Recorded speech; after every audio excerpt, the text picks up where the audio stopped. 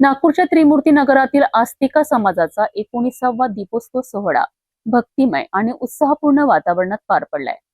श्री भगवती सभागृहात 3 दिवस रंगलेल्या या धार्मिक सोहळ्याला विदर्भातील विविध भागातून हजारो भाविकांनी उपस्थिती लावली. गणपती पूजन, घटस्थापना, वेद पारायण, दीपपूजा आणि सांस्कृतिक कार्यक्रमांनी संपूर्ण परिसर भक्तिमय झाला. गणपती पूजन आणि घटस्थापनेने अस्तिका समाजाच्या 3 दिवसीय दीपोत्सव सोहळ्याचा शुभारंभ झालाय. चेन्नई येथील युवा प्रवचनकार कुमारी आद्या व्यंकटेश यांच्या संकीर्तन प्रवचनाने भाविकांना मंत्रमुग्ध केलेत. आदिपुरम दिनानिमित्त गणपती पूजन, कन्यापूजन आणि कुमारी पूजनाचे आयोजन करण्यात आले. त्यानंतर वैदिक संशोधन केंद्रातील विद्यार्थ्यांनी गुरुजी श्री प्रवीण लिगडे यांच्या मार्गदर्शनाखाली वेदपारायण सादर केलेत. सुहासिनींच्या भव्य दीपपूजनेने सोहळ्याची शोभा आणखी वाढली. समाजातील महिलांनी मोठ्या संख्येने या धार्मिक विधीत सहभाग घेतला. श्रीनगर येथील अहिगिरी नंदिनी महिला समूहाने महिषासूर मर्दिनी गीतावर आधारित आकर्षक सादरीकरण करून उपस्थितांची दाद मिळवली.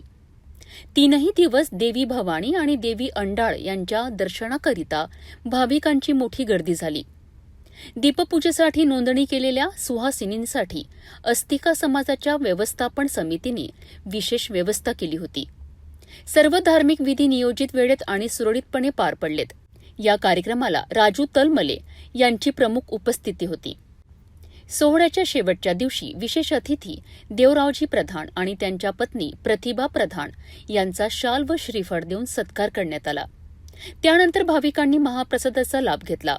3 दिवसांचा हा भव्य सोहळा यशस्वी करण्याकरिता अथक परिश्रम घेणाऱ्या व्यवस्थापन समितीचे उपस्थितांकडून कौतुक करण्यात आले.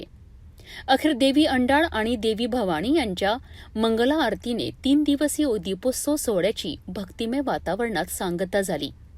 यावेळी अस्तिका समाजाचे सचिव के.व्ही. नागधार्जन यांनी सर्व भाविकांचे आभार मानलेत.